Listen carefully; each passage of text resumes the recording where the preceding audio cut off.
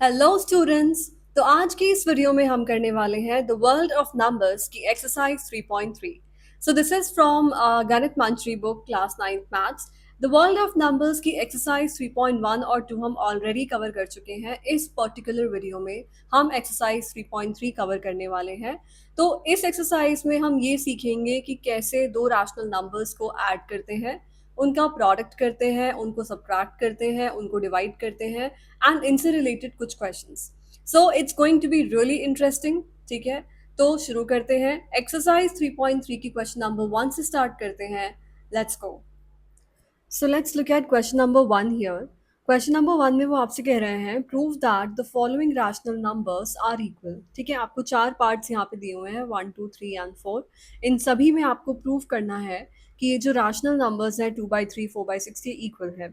Alright, तो हम start करते हैं पार्ट 1 से। पार्ट 1 में आपको दिया हुआ है 2/3 एंड 4/6। ऑलराइट, तो अब यहाँ पे आप करेंगे क्या? देखो, पहला नंबर है आपका 2/3, आप यहाँ कॉमा लगा दो। दूसरा नंबर जो है वो है आपका 4/6।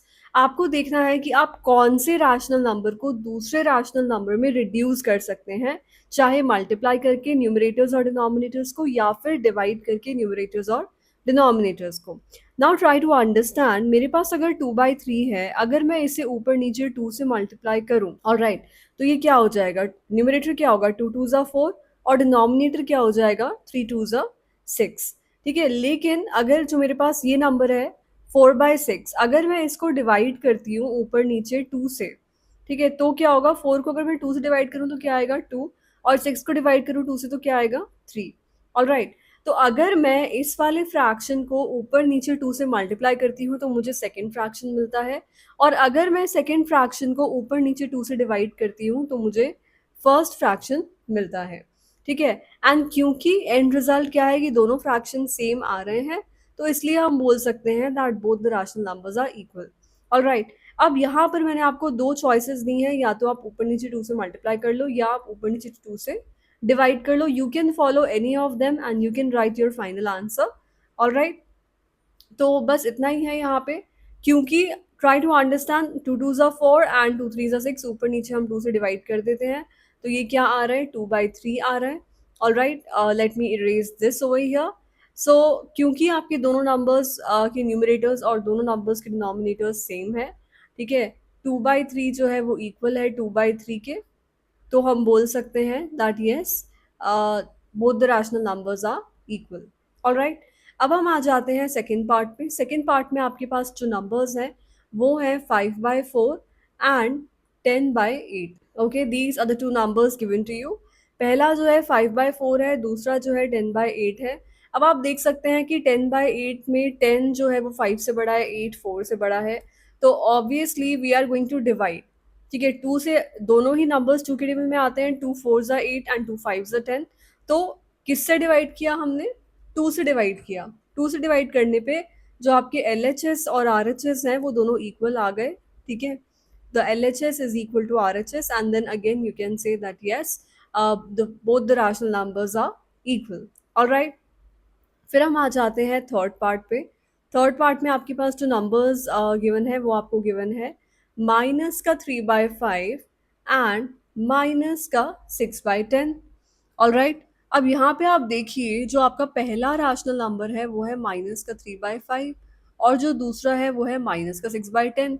तो इसको आप अगेन 2 से डिवाइड कर दो, 2 5 10 एंड 2 3 6 विद अ माइनस का साइन, तो ये और ये इक्वल आ गए। तो what you can write, minus 3/5 is equal to minus 3/5. You can simply write here LHS जो है वो equal है RHS के, and again both the rational numbers are equal. Okay, lastly we move on to the part 4. Okay, part 4 में आपके पास जो numbers है that is 9/3 and 3.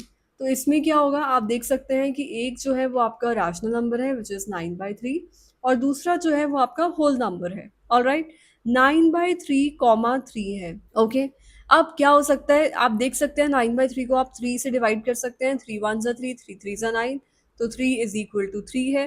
तो यहाँ पर भी क्या हो रहा है, एल एच एस जो है वो आपका इक्वल है आर एच एस के, and hence you can say that both the rational numbers are equal.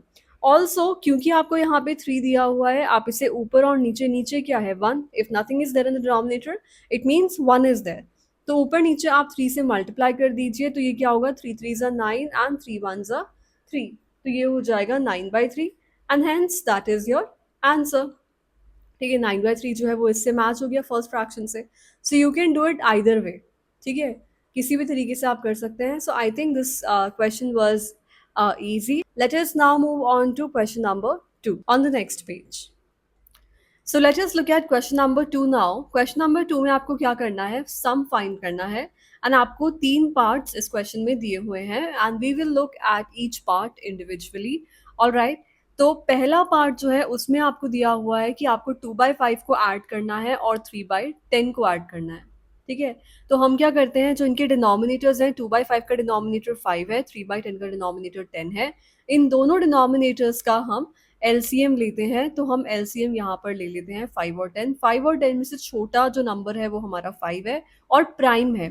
Alright, तो 5 इज द स्मॉलेस्ट प्राइम, ठीक है, जो कि दोनों को डिवाइड करता है। तो 5 1 ज़ा 5, 5 2 ज़ा 10 एंड दिस इज दिस। तो इसका जो एलसीएम है वो क्या आ गया, इन नंबर्स को हम कर देते हैं मल्टीप्लाई, तो एलसीएम आ गया आपका 10। ठीक है, द फर्स्ट स्टेप इज कि अगर आपको दो फ्रैक्शंस दिए हैं, दोनों का सम करना है, उनका एलसीएम आप यहाँ लिख दो। ऑलराइट, 5 को 10 से डिवाइड करो, क्या आएगा 2।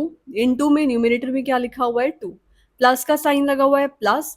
10 को 10 से डिवाइड करो 1, इन 2 में न्यूमिनेटर में क्या लिखा हुआ है 3। That's it, you are done. 2 2 सा क्या होता है 4, प्लस 3 1 सा क्या होता है 3, नीचे क्या है 10, 4 प्लस 3 क्या होता है 7, नीचे क्या दिया हुआ है 10। ये है आपका answer. 7/10 is the reduced form. इसको आप और छोटे एक्सप्रेशन में नहीं लिख सकते। For example, you can not divide the numerator and denominator by a same number. Alright, so that's your answer and let me remove this over here. Okay, अब हम आ जाते हैं इसके पार्ट 2 पर।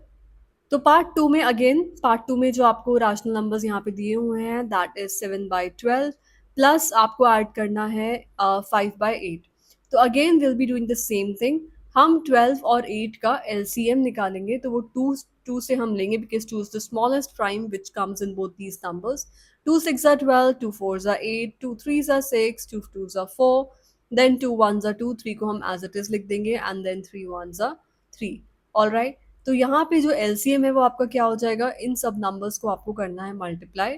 2 इंटू 2 इंटू 2 इंटू 3। ऑलराइट, 2 2 ज़ा 4, 2 ज़ा 8 and 3 ज़ा 24।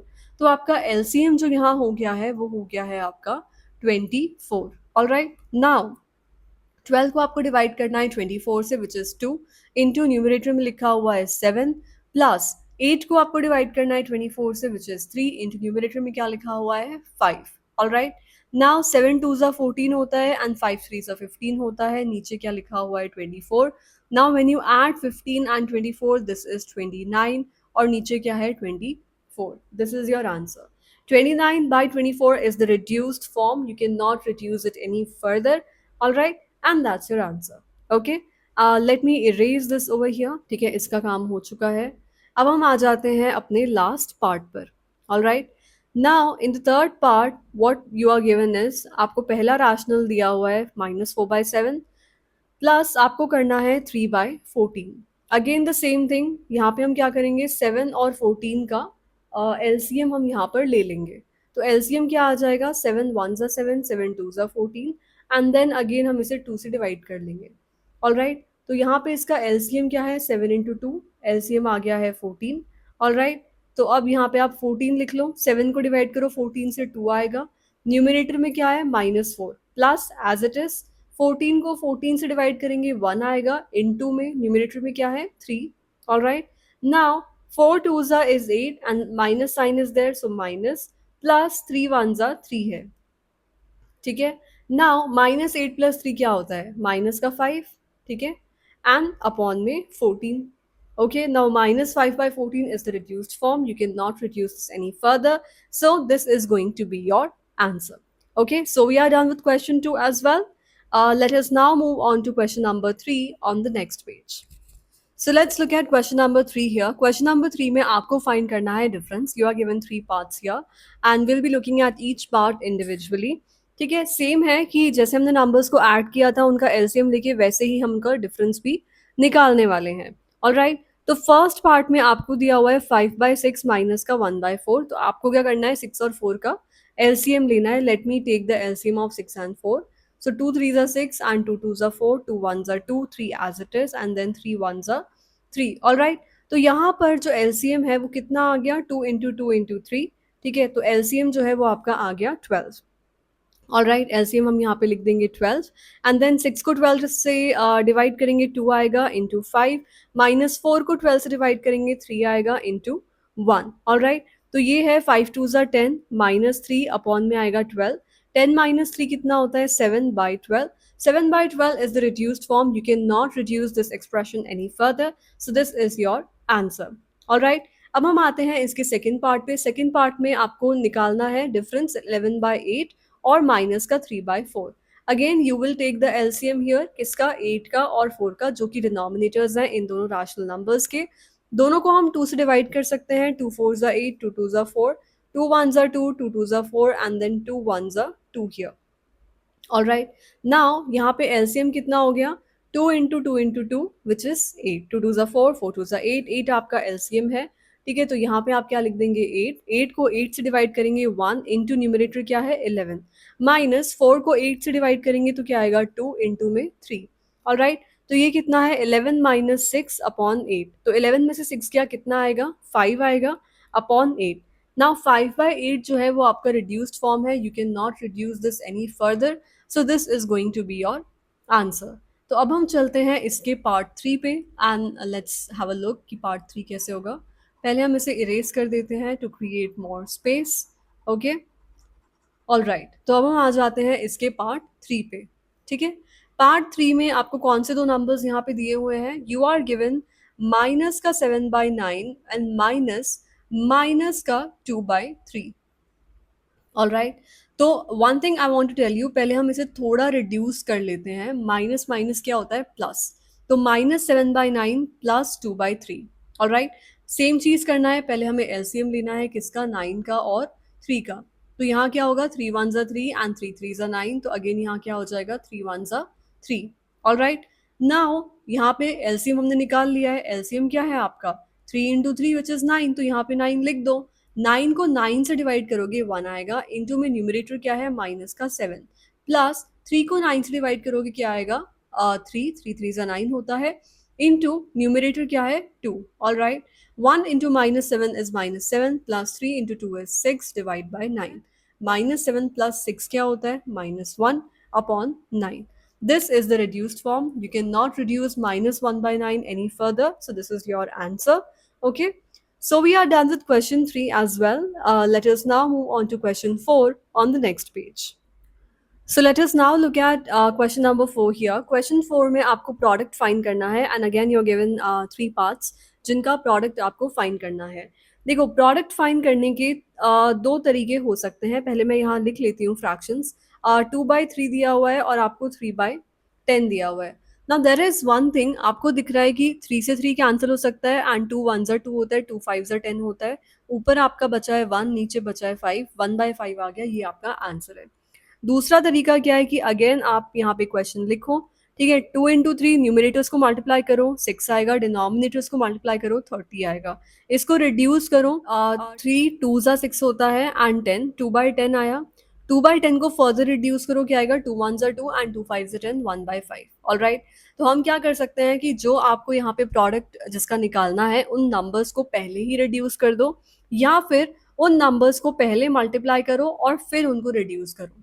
All right, so both the methods are correct. You can follow any one of them in your exam.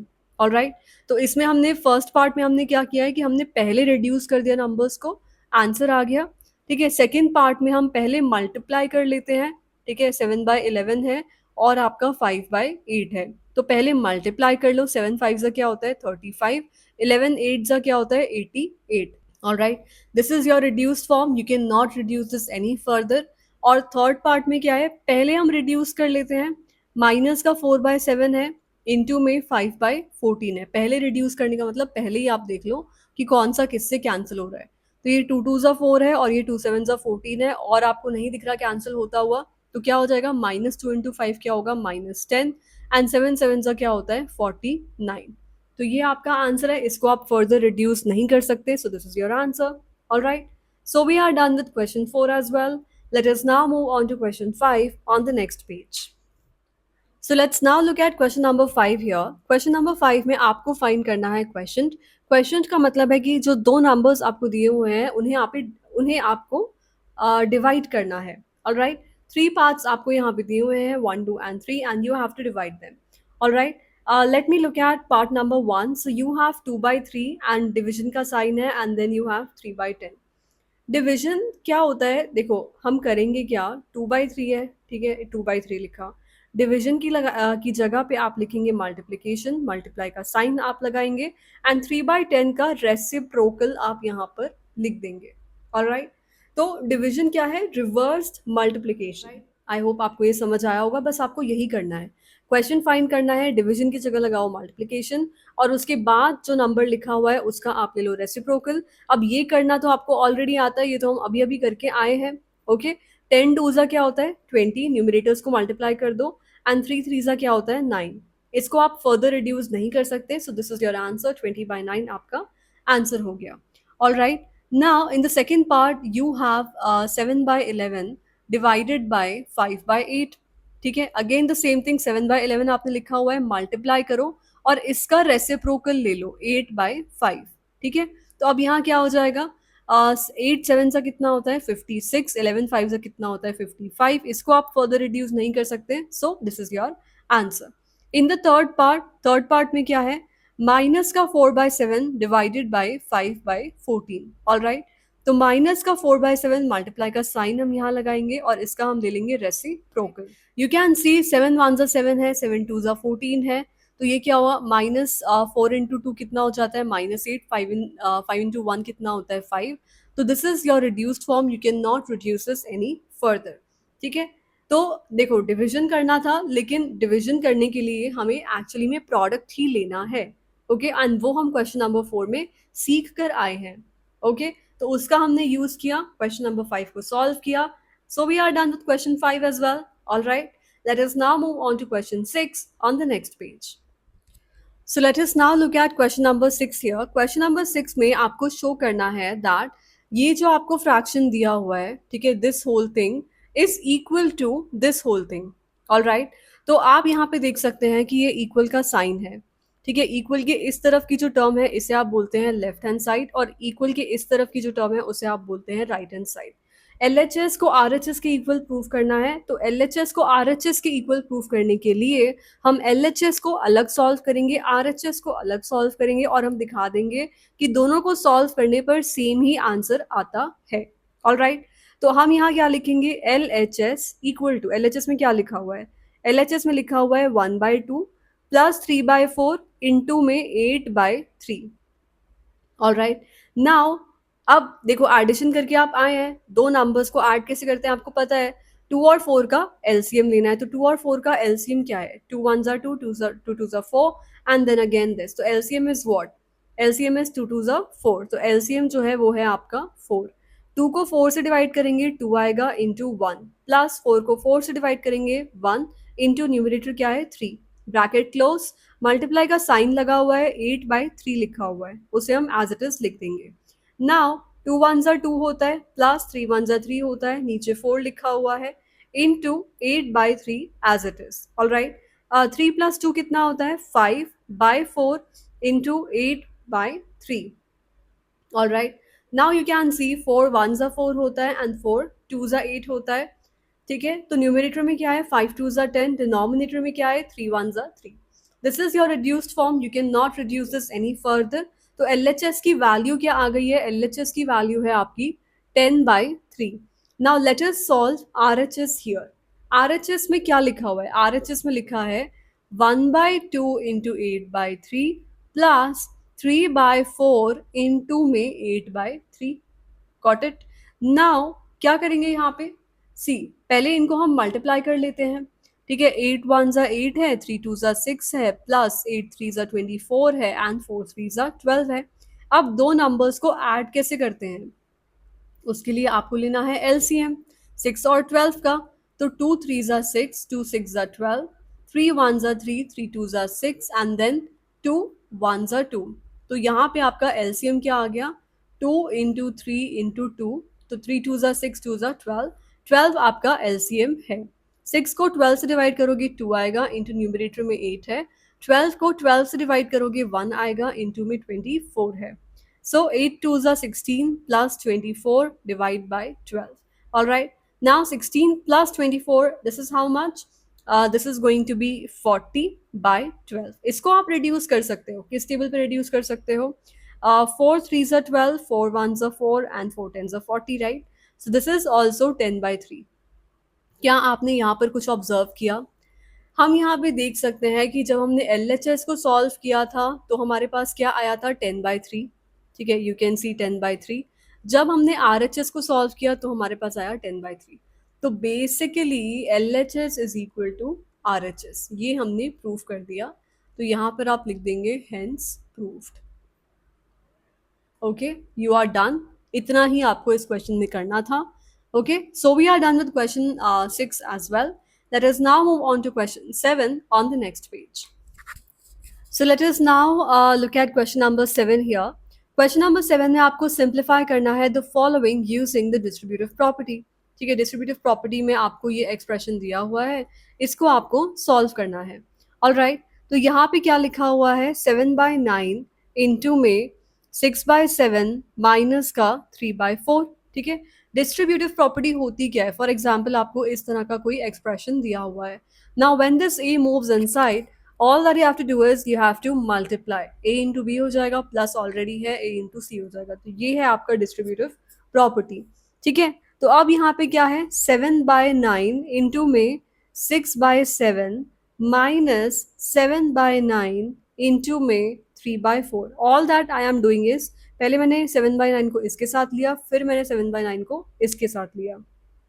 ठीक है, अब आप रिड्यूस कर लो, देखो 7 से 7 कैंसिल हो गया, 3 2 ज़ा 6 होता है, 3 3 ज़ा 9 होता है. सिमिलरली इस वाले एक्सप्रेशन में आप देखो, 3 1 ज़ा 3 होता है, 3 3 ज़ा 9 होता है. ऑल राइट, तो यहाँ पे क्या आ गया, यहाँ पे आ गया आपका 2/3 माइनस यहाँ पे क्या आ गया 7/12. अब सब्ट्रैक्ट करना आपको आता है, सब्ट्रैक्ट कैसे करते हैं, एलसीएम लो 3 का और 12 का डिनोमिनेटर्स का. 3 1 ज़ा 3, 3 4 ज़ा 12, 2 2 ज़ा 4 एंड देन 2 1 ज़ा 2. ऑल राइट, एलसीएम क्या होगा, 3 2 ज़ा 6, 6 2 ज़ा 12.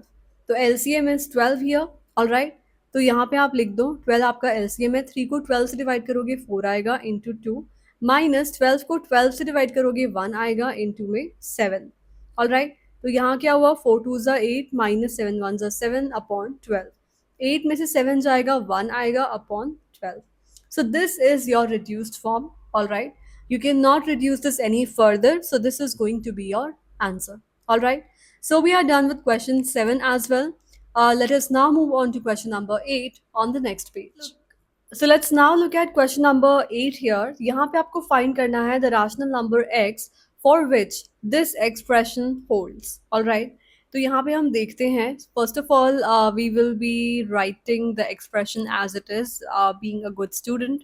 Okay, 5/6 x plus में आपको दिया हुआ है 3/5 which is equal to 5/6 x plus 1/2.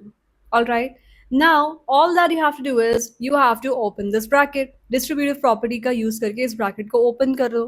ठीक है, तो यहाँ क्या होगा, 5/6x प्लस क्या होगा 5/6 इंटू में 3/5, और यहाँ इक्वल टू के बाद क्या लिखा हुआ है, 5/6x लिखा हुआ है प्लस 1/2 लिखा हुआ है. All right, now again 5x/6 and 5 से 5 कैंसिल, 3 1 ज़ा 3, 3 2 ज़ा 6. तो यहाँ पे क्या आ गया, प्लस का 1/2. So this is equal to 5/6x plus 1/2. All right. Now I can see one thing over here, and that one thing is कि आप देख सकते हैं कि इक्वल टू के इस तरफ जो एक्सप्रेशन लिखा है और आरएचएस में जो एक्सप्रेशन लिखा है, दे बोथ आर सेम. ये क्या है, सेम है. ठीक है, अगर आपके पास कभी भी ऐसा होता है कि एलएचएस और आरएचएस सेम आ जाता है, दैट मीन्स कि ये जो एक्सप्रेशन आपको क्वेश्चन में दिया हुआ है, ये expression, this expression holds for every rational number x, आप x को कुछ भी ले सकते हो, ये हमेशा होल्ड करेगा, because irrespective of the value of x, you are getting the LHS and the RHS equal, all right? And that is only possible when you can take your x to be anything, basically, all right? तो answer यहाँ पे क्या हो जाएगा, यहाँ पे आप simply यहाँ पे लिख सकते हैं that x can be any rational number, all right? ठीक है, एक्स को आप कोई भी रैशनल नंबर यहाँ पे ले सकते हैं, वो आपका आंसर हो जाएगा। ओके, तो ये वाला पार्ट बहुत ही इंटरेस्टिंग था। ठीक है, कि एक्स आपको निकालने के लिए बोला है और जिस एक्सप्रेशन से निकालने के लिए बोला है उसमें R H S L H S equal आ गया। Now so many students will be confuse कि भाई इक्वल आ गया, अब एक्स की वैल्यू क्या है? तो एक्स की वैल्यू कुछ भी हो सकती है, ठीक है, क्योंकि irrespective of the value of x, you are getting the expressions, you're getting the same expression, which means that x can be anything, all right? So we are done with question number 8 as well. So we are done with all the 8 questions of exercise 3.3. I know the questions were simpler and आपको सभी questions बहुत ही अच्छे से समझ आए होंगे। अगर फिर भी कुछ doubt remaining है, you can write your doubts in the comment section and I will respond to your doubts. In the next video, we'll be doing exercise 3.4 of this chapter. Till then, see you. Bye bye.